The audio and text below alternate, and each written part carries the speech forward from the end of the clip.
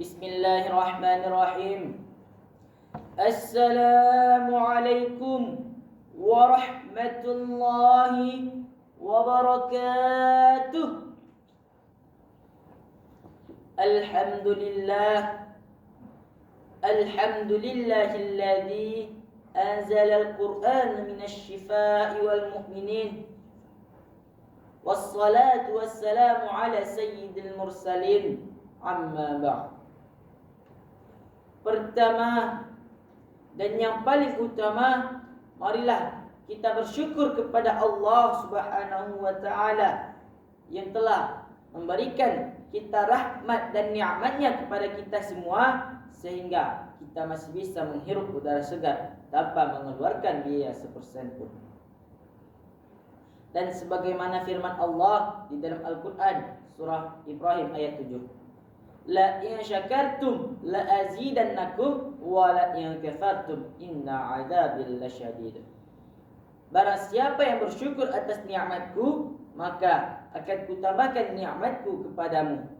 Dan barang siapa yang kufur atas nikmatku, niscaya azabku sangatlah pedih.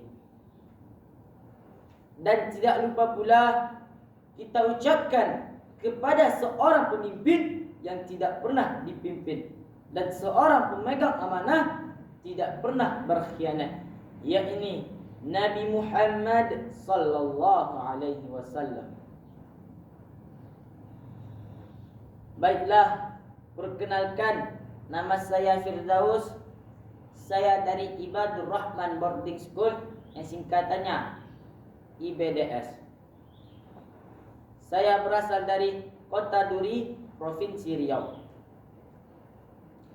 Saya adalah sebagai peserta dalam lomba pidato tingkat nasional yang diselenggarakan oleh Insan Cendekia Boarding School yang singkatannya ICBS Payakumbuh, Sumatera Barat. Baiklah, saya akan memasuki ke judul pidato saya yang berjudul Al-Quran sebagai Kitab Pedoman Hidup. Sahabat aksi, pernah galau? Pernah gelisah? Biasanya kalau lagi galau atau gelisah, anak zaman now ambil HP langsung update status di sosial media. Padahal Allah telah ingatkan di dalam Al-Quran surah Al-Isra ayat 82. A'udzu billahi minasy syaithanir rajim. Bismillahirrahmanirrahim.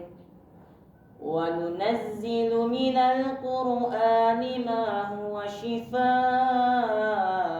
wa rahmatun lil mu'minin wa la yazidudz zalimina illa khasara.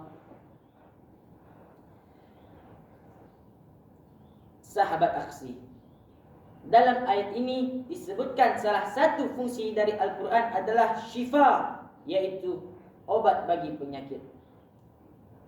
Di dalam Al-Quran surah Yunus ayat 57 Allah jelaskan, Syifa'un lima fis sudur. Imam Ibnu Katsir dalam tafsirnya Al-Quranil Azim menjelaskan, maksudnya adalah bahwa Al-Quran merupakan obat bagi penyakit hati kita. Sahabat aksi, namun satu hal yang harus kita ingat, apa itu? Bahwa ayat ini diturunkan oleh Allah untuk orang-orang yang beriman. Maka dari itu kita harus mempunyai keimanan dan keyakinan kepada Allah, bahwa Allah lah yang maha menyembuhkan. Sahabat aksi, ketiga wa idza maritu fahuwa yashfin, kata Allah. Lalu timbullah pertanyaan bagaimana cara kerja Al-Quran agar bisa menjadi obat untuk kita. Menurut Imam Fakhruddin Ar-Razi di dalam kitab Mafatihul Ghaib, beliau menjelaskan bahwa ada 3 tahapan daya penyembuh Al-Quran. Tahapan pertama adalah tahapan larangan. Allah Subhanahu wa taala melarang kita untuk memelihara penyakit-penyakit yang ada di dalam hati kita. Contohnya seperti syirik, kikir, dan sombong, dan sebagainya. Dan tahapan yang kedua adalah tahapan pemberiannya obat. Allah Subhanahu wa taala mengatakan di dalam Al-Qur'an, kalau kita mau terhindar dari penyakit-penyakit itu, maka Allah perintahkan ada salat, ada puasa, dan ada zakat, dan sebagainya. Dan tahapan yang ketiga ialah tahapan penyembuhan. Ibarat seorang pasien, kalau dia mau mengikuti saran dokter, lalu dia mau meminum obat dari resep dokter, insya-Allah dia akan mendapatkan kesembuhan dari izin Allah. Maka dari itu, kita manusia, kalau kita mau selamat dunia akhirat, mari kita laksanakan perintah Allah dan kita jauhi larangan Allah Subhanahu wa taala. Sahabat aksi, ketiga tahapan yang Daus jelaskan tadi baru terlaksanakan kalau kita melaksanakan juga tiga hal. Apa itu? Yang pertama, membaca Al-Quran. Yang kedua, mentadabburi isi kandungan Al-Quran. Dan yang ketiga, mengamalkan Al-Quran dalam kehidupan kita sehari-hari. Membaca dan mentadabburi Al-Quran sesuai dengan pemahaman para ulama-ulama di tafsir yang masyhur, maka kita akan memahami apa-apa yang dilarang oleh Allah dan apa-apa yang diperintahkan oleh Allah Subhanahu wa taala. Dan dengan cara mengamalkan Al-Quran dalam kehidupan kita sehari-hari, mudah-mudahan ini bisa jadi penyembuh, penawar, ataupun obat bagi segala macam permasalahan dalam hidup kita. Amin Allahumma amin. Sahabat aksi, di dalam ayat sahabat aksi, betapa dahsyatnya Al-Quran sampai-sampai ada seorang dokter dari Florida, Amerika Serikat yang namanya Dr. Al-Khadi.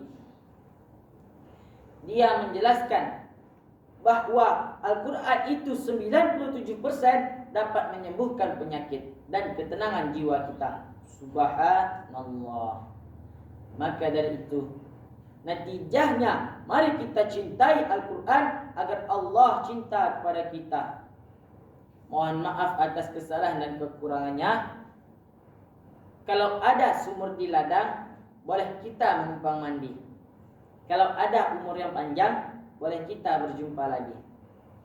Dikit-dikit makan permen.